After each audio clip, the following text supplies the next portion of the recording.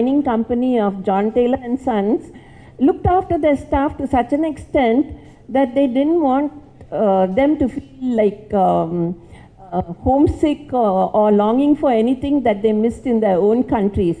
So we had the English warehouse, we had Spencer's, and we had Ryan's Hall. So all the imported goods like Kraft cheese and Coleman's mustard and you name it, it was there. Wow. So, we grew up in that sort of an atmosphere. So our lives were totally influenced by British culture, you could say, in KGF. So once the company closed in 1956, company didn't close, the government took over. The mines were nationalized after 150 years. So then there was an exodus of the Anglo-Indians going out of KGF. And the whole social landscape changed. So tell us a couple of recipes you really enjoyed your mom making, Oh, I'll tell you. aunties making. Yeah. So there's a dish called Country Captain. It's made with chicken, and in the olden days it was made with, we had, since we were living in a mining town, we were in quarters. So every house had we were colonial style bungalows. And every house had such a huge garden around it, about half acre of space. So there was place to rear chickens and hens. And we had these hen houses, or what you call fowl runs. Yeah. So we bred our own chickens. I think Anglo-Indians have their own jargon also. Yes. So this Country Captain chicken, has fond memories for me because my grandmother would cook it every Sunday. And she was very particular about which hen or which rooster she would cut for that day. And then she also had a special dish made with homemade wine.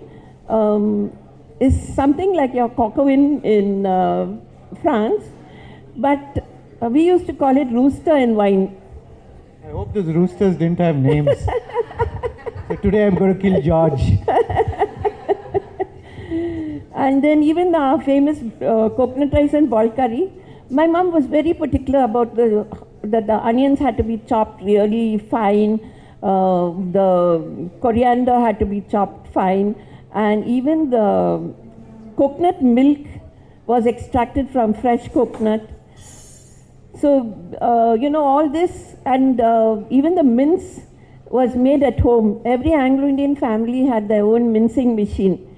On the table, we had a kitchen table. One side we had the coconut scraper, and one side was the mincing machine. I think the Indians never used minced chicken or minced meat earlier. No. So the meat would be brought fresh from the butcher, and we'd help to grind the meat.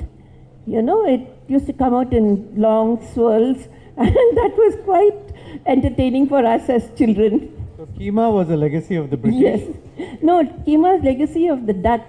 Dutch, okay. The Dutch brought in forced meat. They were the ones who introduced forced meat in India. And I think finally they gave it to the Mughals and they started making kebabs with minced meat. That's the story, actually. Yes, actually, and then this, our Scotch eggs is nothing but your Nargisi kebab. Nargisi kebab, yeah. I mean, I think both sides were inspired by each other's other. cuisines. Yes. So the Khansamas, whom the cooks in the palaces. So there were, during this colonial period, there were two streams which came into existence. One, the Khansamas and Bavarachis and the cooks in clubs and in tea gardens. We do that. My wife cooks the previous day's idlis into upma the next day. I think we're also very used good to at recycling. So that's very nice. So what are you going to cook? And a little about Ministry of Chutneys. I'm very thankful to Bridget because this has been my dream to start Anglo-Indian cuisine in GRT hotels, and I think this is the first proper Anglo-Indian restaurant in Chennai. And I grew up in thank you. So I grew up in Anglo-Indian schools, and I used to go out with my friends to their places, and their moms used to cook me this ball curry and the chutneys. And the chutneys were just too awesome. I mean, the devil chutney, they used to call it devil chutney, very spicy, very flavorful one. And that's how the chutney name came about, the Ministry of Chutneys.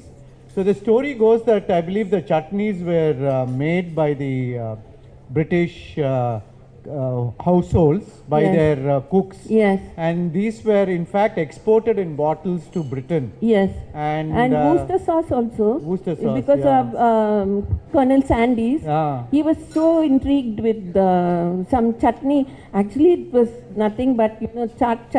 Yeah, yeah. So he took this to England when he went back, and he took it to one of those chemists and asked them to recreate this.